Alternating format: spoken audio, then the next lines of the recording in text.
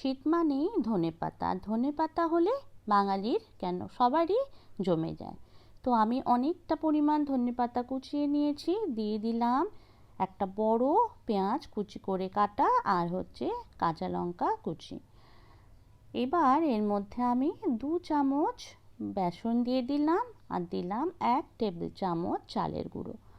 আজকে আমার রেসিপি ধনেপাতার পকোড়া। মুচমুচে এই পকোড়া খুবই টেস্টি, স্ন্যাক্সের জন্য ভীষণই ভালো একটা রেসিপি। তো বন্ধুরা, কেমন আছেন সবাই? আশা করি আপনারা ভালো আছেন, সুস্থ আছেন। আমি সমস্ত কিছুকে এবার প্রয়োজন মতো নুন আর হলুদ দিয়ে প্রথমে শুকনো করে মিশিয়ে নিচ্ছি।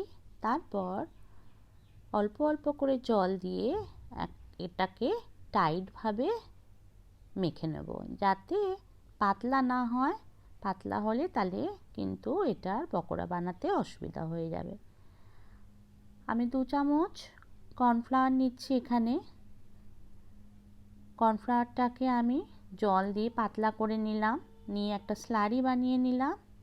এই স্লারির মধ্যে এবার আমি দেব নুন আর চিলি ফ্লেক্স। আবার একটু মিশিয়ে নিচ্ছি। এরপর একে একে আমি হাত দিয়ে ছোট ছোট বল গড়ে নিচ্ছি। এইভাবে সমস্ত বল বানিয়ে নেওয়ার পর প্রত্যেকটা বলকে আমি স্লারিতে কোট করব, তারপরে এটাকে আমি ডিপ ফ্রাই করে নেব।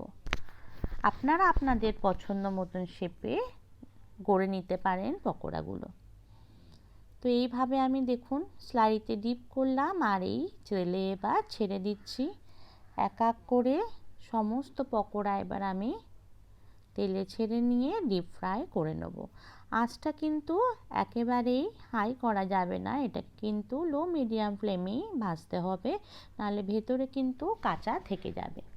তো বন্ধুরা, রেসিপিটা ভালো লাগলে অবশ্যই লাইক কমেন্ট শেয়ার করবেন। চ্যানেলটা সাবস্ক্রাইব করে আমার পাশে থাকার অনুরোধ রইল। আপনাদের ভালোবাসায় আমাকে নতুন নতুন ভিডিও বানানোর উৎসাহ দেয়। দেখুন এক পিঠ হয়ে গেছে, আমি আর এক পিঠ উল্টে দিলাম। এবার এই যে লাল কালার হয়ে এসছে, এটাকে এবার আমি তুলে নিচ্ছি। তো সমস্ত ফ্রাই আমি রেডি করে নিলাম। বন্ধুরা, হয়ে গেছে আমার পকোড়া রেডি, দেখতেই পাচ্ছেন। অসাধারণ খেতে লাগে, চায়ের সাথে তো দারুণ জমে যায়। অবশ্যই ট্রাই করবেন এভাবে। আজ তাহলে এখানে রাখি, দেখা হবে নতুন কোনো ভিডিওতে। ততক্ষণ ভালো থাকবেন, সুস্থ থাকবেন। Bye bye.